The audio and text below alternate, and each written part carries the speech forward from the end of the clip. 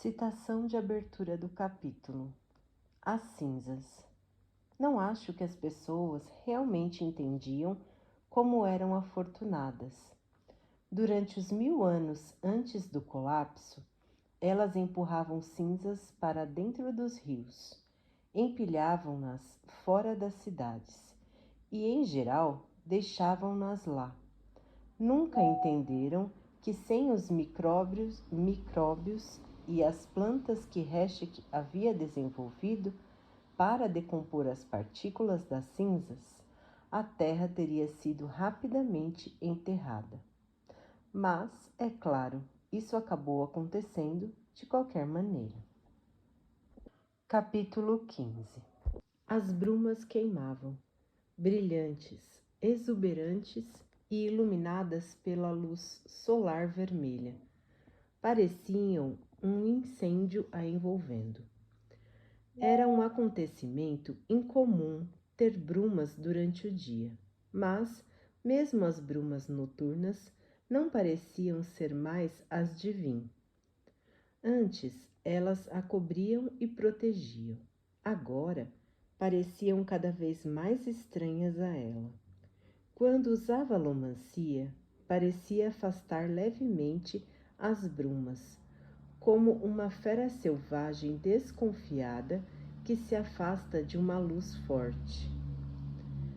Ela estava sozinha diante do acampamento, silencioso apesar de o sol ter se erguido horas antes. Até então, Elend continuava a manter seu exército protegido das brumas, ordenando que ficassem nas tendas. Han alegou ser desnecessário expor suas tropas, mas o instinto de Vim dizia que Elend se ateria ao plano de colocar os soldados em contato com a bruma. Eles precisavam ser imunizados. Por quê? Vim pensou. Olhando para cima, através das brumas iluminadas pelo sol, por que você mudou? O que há de diferente? Elas dançavam ao seu redor, movendo-se em seu padrão habitual e estranho, de correntes e espirais inquietas. Para Vim, parecia que tinham começado a se mover mais rapidamente, estremecendo, vibrando. Quando o sol pareceu ficar mais quente, as brumas finalmente se retraíram, desaparecendo como água evaporando em uma panela aquecida. A luz a atingiu como uma onda, e Vim se virou, observando a partida das brumas. Sua morte como um grito ecoando pelas planícies. Não são naturais. Vim pensou quando os guardas avisaram que era seguro sair. O acampamento imediatamente começou a aquecer e a se mover. Homens saindo a passos largos das tendas, dando início às atividades matutinas com um arroubo de urgência.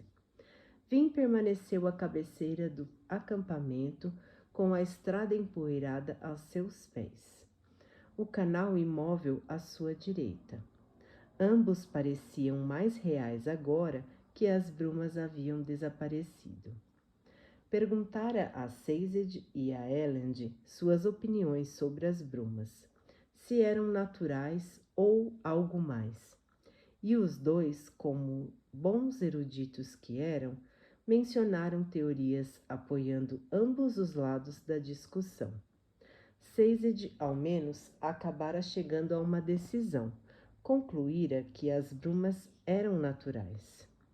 Mesmo a maneira que as brumas sufocam algumas pessoas, deixando outras vivas, poderia ser explicada, lei divina, ele dissera. Afinal, picadas de inseto matam algumas pessoas, enquanto mal incomodam outras. Han negou com a cabeça. Você realmente ficaria lá parado, vendo seus próprios soldados morrerem, El? O rosto de Elend se enrijeceu e ele encontrou os olhos de Vin quando ela se juntou a eles. Não podemos esperar as brumas irem embora toda a manhã. Mesmo se isso salvar vidas? Han inquiriu. Reduzir a velocidade custa vidas. Elend respondeu. Cada hora que passamos aqui, traz as brumas para mais perto do domínio central.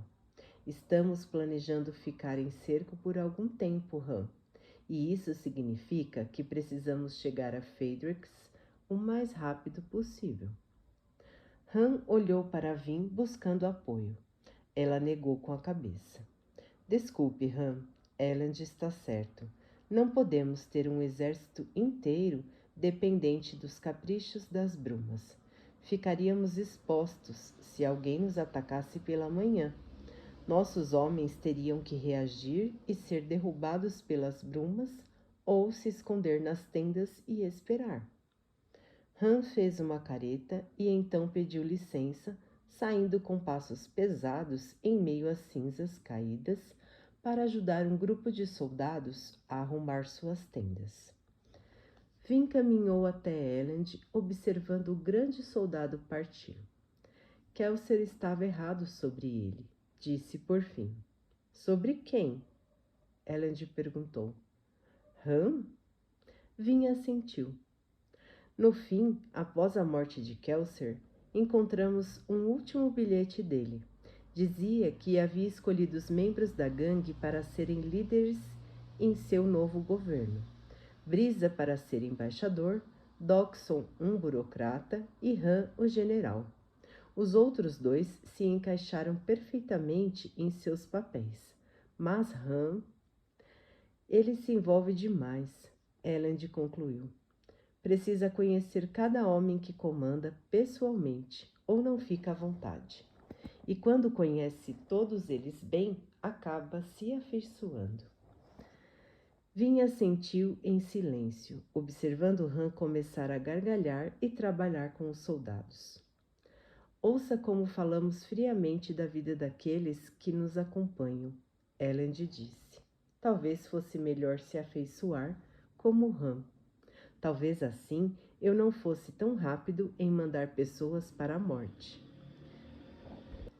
Vin olhou Elend de soslaio, preocupada com a amargura na voz do marido.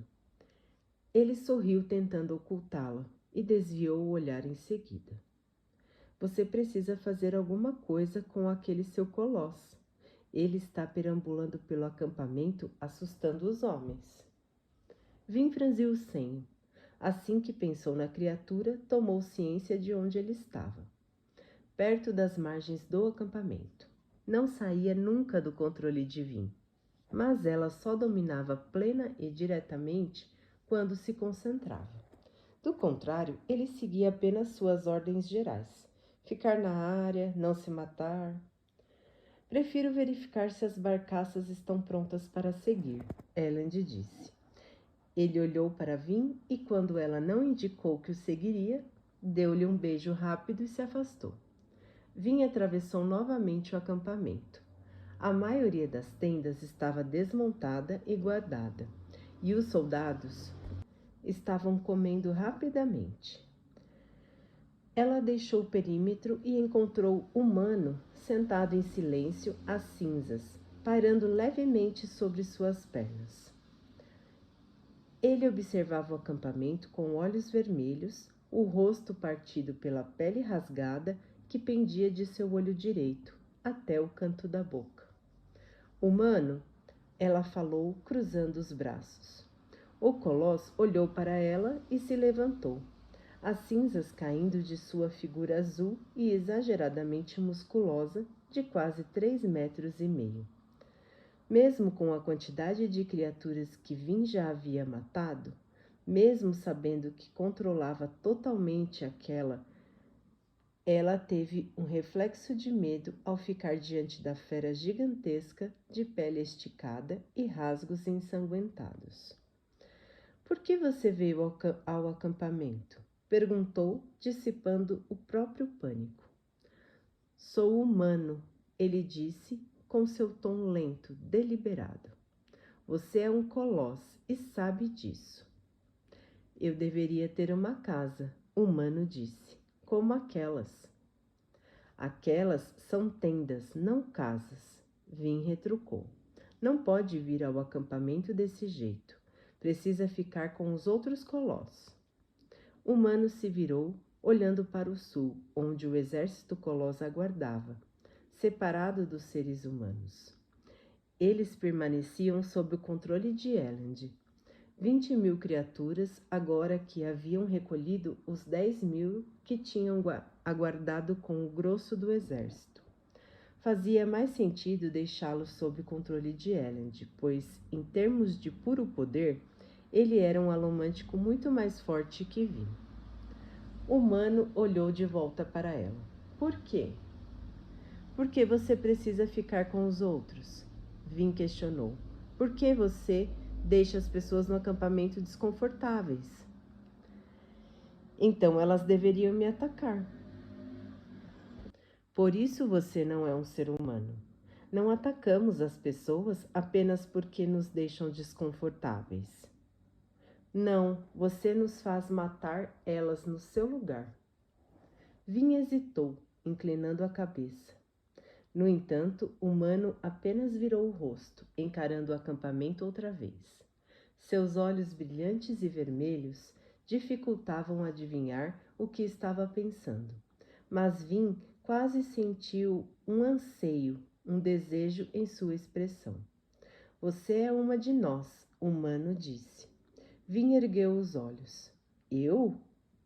Você é como nós, não como eles. Por que diz isso? O humano baixou os olhos para ela. Bruma, ele disse.